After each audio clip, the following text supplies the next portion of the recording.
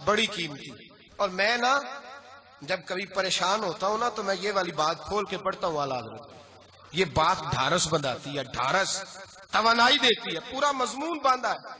اعلیٰ حضرت کہتے ہیں بے روپیہ تھا مداری، روپ بدل بدل کے دکھایا کرتا تھا، بادشاہوں سے انعام لیتا تھا.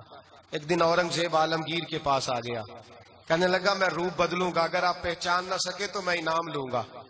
آپ نے فرمایا میں کوئی ایسے ویسا بادشاہ نہیں، کہا مجھے دھوکہ دینا مشکل ہے. کہا نہیں میں روپ بدلوں گا. حضرت اورنگزیب عالمگیر بڑے نیک بادشاہ گزرے، بڑے پرہیزگار آدمی. وہ بے روپیہ کہنے لگا میں روپ بدلوں گا، آپ نہیں پہچان سکیں گے. فرمایا چل جتنا تیرے اندر زور ہے لگا لے. حضرت نے اعلان کیا کہ میں نے فوجی بھرتی کر دیں، 2 ماہ کے بعد ٹیسٹ ہوگا. وہ 2 مہینے دوڑتا رہا، رنگ روپ بناتا رہا. آیا ٹیسٹ دینے، 2-3 سپاہیوں کا امتحان لیا. اس کی باری آئی تو 10 روپے دیے. کہنے لگے تیرے آنے جانے کا کرایہ میں نے تجھے پہچان لیا ہے. کچھ دنوں کے بعد جانے لگے سفر پر تو بھکاری آ گئے خیرات مانگنے. اس نے بھی سارے منہ پر سیاہی مال لی، کپڑے پھاڑ لیے، سر کے بال منڈا لیے، بھویں تک کٹا لی، بدرنگ ہو کے آیا. کاسا آگے کیا تو حضرت نے 10 روپے ڈالے. کہنے لگے تیرے آنے جانے کا کرایہ میں نے پہچان لیا ہے. کچھ دن گزرے تو ٹیچر کی ضرورت تھی. اس نے مونچھیں بڑی کر لی، داڑھی نکلی لگا لی، سر پہ جنا کیپ پہن لی، ایک شیروانی لے لی اور ہاتھ میں چھڑی پکڑ کے آیا. کہنے لگا میں استاد ہوں، 2-4 بندوں کا امتحان لیا، اس کی باری آئی تو 5 روپے دیے، 10 روپے دیے. کہا تیرا کرایہ میں نے پہچان لیا ہے. 2 سال گزر گئے. وہ جب بھی آتا حضرت پہچان لیتے. ایک دن سفر پہ جا رہے تھے، بہت بڑا لشکر تھا، جہاد کرنے جا رہے تھے اورنگزیب عالمگیر.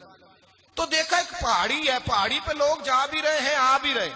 اورنگزیب عالمگیر پوچھنے لگے یہاں کیا ہے؟ کہنے لگے ایک بابا جی بیٹھے ہیں دعا کرتے ہیں، اللہ کے نیک بندے ہیں. اورنگزیب کہنے لگے یار پرانے لوگ سارے ہی اللہ والوں کو مانتے، یہ بھی مصیبت آئی ہے جتنی نہیں آئی ہے، سارے لوگ ہی مانتے. کہنے لگے ذرا میں دعا نہ کرا لوں، اچھے کام جا رہا ہوں. اورنگزیب بادشاہ تھے، بادشاہ لوگ نازک مزاج ہوتے ہیں. گھوڑے سے اترے، بڑی مشکل سے پہاڑی پہ چڑھے، اوپر گئے تو لائن لگی ہے، بابا جی غار میں بیٹھے. کہنے لگے میں نے ملنا، میں اورنگزیب ہوں. انہوں نے کہا ہمارا بابا اس طرح کا پیر نہیں کہ امیر آئے تو رنگ اور ہو، غریب آئے تو اور ہو.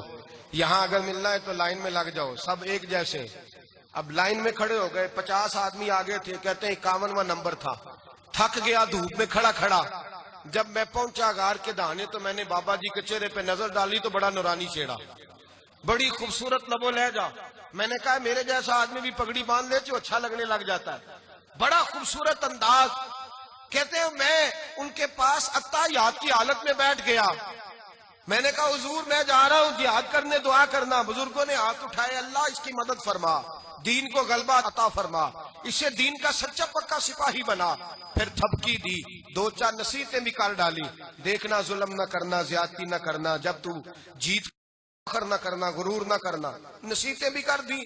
کہتے ہیں اب جب میں اٹھا تو 2-4 دینار بطور نذرانہ مسلح کے نیچے رکھے، اور الٹے قدم جب میں غار سے اترا انہوں نے رومال جھاڑا اور اٹھ کے کھڑے ہو گئے. کہنے لگے آج نہیں تو نے پہچانا، آج نہیں تو نے پہچانا، میرا انعام بنتا ہے، آج نہیں پہچانا، لا پیسے. اورنگزیب کہنے لگا یار تو نے حد کر دی، کہاں چڑھا کہاں کھڑا رہا، دھوپ میں تھک گیا، کمال کر دی بھائی تو نے. بتا تو کیا لے گا، اب تو دیکھ جلدی بتا، وہ کتنے لوگ پیچھے دھوپ میں کھڑے ہیں، لشکر سارا کھڑا ہے، کیا لے گا؟ اس نے کہا سب سے قیمتی ہیرے وہ ہیں جو تیرے سر کے تاج میں لگے ہوئے، مجھے تیرا تاج چاہیے. او بھائیو سننا اور یاد رکھنا، میرے اعلیٰ حضرت کہتے ہیں بادشاہ نے سر کے اوپر سے تاج اتارا، بہروپیے کے قدموں میں رکھا اور کہنے لگے یہ لے، اور یہ تو تیرا مانگنے پر میں نے دیا ہے نا، میں واپس آتا ہوں تو آنا میں اپنی مرضی سے بھی تجھے دوں گا. تو نے اورنگزیب جیسے بندے کو دھوکہ دیا، آنا میں اس وقت بھی دوں گا. وہ دے کر بس بات ختم ہو گئی، حد ہو گئی. دے کر کہتے ہیں جب میں پلٹا نا واپس، بہروپیے نے آواز دی بادشاہ ٹھہر جا. تو میں نے پلٹ کے دیکھا تو کہنے لگے یہ اپنا تاج لے جا، اٹھا اور لے جا. میں نے کہا 2 سال بیت گئے تجھے محنت کرتے، آج قابو آیا تو لے جاؤں. کہنے لگا لے جا، مسئلہ سمجھ میں آ گیا. میں نے کہا مجھے بھی تو سمجھانا. تو کہتے ہیں وہ پھوٹ پھوٹ کے رویا، اس کی آنکھیں برس پڑی، سیلاب کی طرح آنسو بہ نکلے، تڑپا اور رو کے کہنے لگا بادشاہ میں نے جھوٹ موٹ رسول اللہ کی غلامی اختیار کی تھی، جھوٹ موٹ کی داڑھی، جھوٹ موٹ کی جھوٹ موٹ کا فقر، میں نے جھوٹ موٹ نبی پاک کا لباس پہنا ہے تو تیرے جیسے بادشاہوں کے تاج میرے قدموں میں آ گئے ہیں. اگر میں سچ مچ رسول اللہ کا غلام بنوں گا تو اللہ کیا کچھ عطا فرمائے گا، اللہ کتنی نعمتوں سے نوازے گا. میرے اعلیٰ کیا فرماتے ہیں؟ اعلیٰ حضرت فرماتے ہیں فرشتے بھی کرتے ہیں تعظیم میری. کون جی؟ اللہ. ایسا عقیدہ بھی کم ملے گا جو بریلی کے امام کا عقیدہ ہے، ایسا بھی کم. کہتے ہیں فرشتے بھی کرتے ہیں تعظیم میری. کیوں؟ فرمانے لگے فدا ہو کے ان پر یہ عزت ملی ہے، فدا ہو کے ان پر یہ. حضرت سلمان فارسی گورنر تھے، کھانا کھا رہے تھے، دسترخوان بچھا تھا. رسول پاک صلی اللہ علیہ وسلم کا فرمان ہے روٹی کا لقمہ دسترخوان پہ گرے اٹھا کے کھا لو، اللہ تمہاری بخشش فرما دے گا. دسترخوان صاف ہوتا ہے. روٹی، بڑے گورنر تھے آپ، بڑے بڑے سفیر بیٹھے تھے، وزیر بیٹھے تھے، روٹی کا لقمہ گر گیا. آج تو لوگ فیشن میں عزت ڈھونڈتے ہیں نا، وقار ڈھونڈتے ہیں کہ میں جدید دنیا کے ساتھ مل جاؤں، میں معاذ اللہ لڑکی لڑکے اکٹھے بٹھا کے منگنی کروں تو میں ماڈرن شمار ہو جاؤں گا، میں بڑے بڑے ڈھول بجاؤں تو ماڈرن بنوں گا، میں اگر مہندی پہ سارے تماشے کر ڈالوں تو میں ماڈرن ہوں. دیکھو عزت کس بات میں. حضرت سلمان فارسی روٹی کھا رہے تھے، سفیر وزیر نہ جانے بڑے بڑے لوگ بیٹھے تھے، کھانا کھاتے کھاتے لقمہ گرا دسترخوان پہ. حضرت سلمان فارسی نے سمیٹا، منہ میں رکھا، پھر انگلی مار کے دسترخوان صاف کیا. ایک صحابی کان میں کہنے لگے سلمان کیا کر رہے ہو، کیا کر، آپ گورنر ہے، سوچئے تو صحیح، یہ لوگ کیا کہیں گے دنیا دار کے مسلمانوں کو روٹی نہیں ملتی، اٹھا اٹھا کے کھا رہے.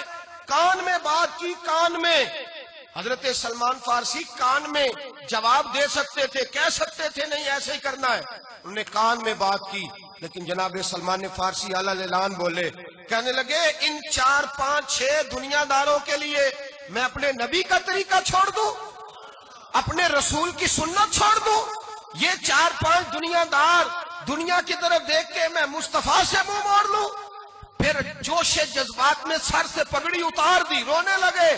آپ فرمانے لگے میں مدینے کے بازاروں میں کھجوریں اتارتا تھا، نوکریاں کرتا تھا، یہ جو میرے سر پر عزت کے بال ہیں یہ محمد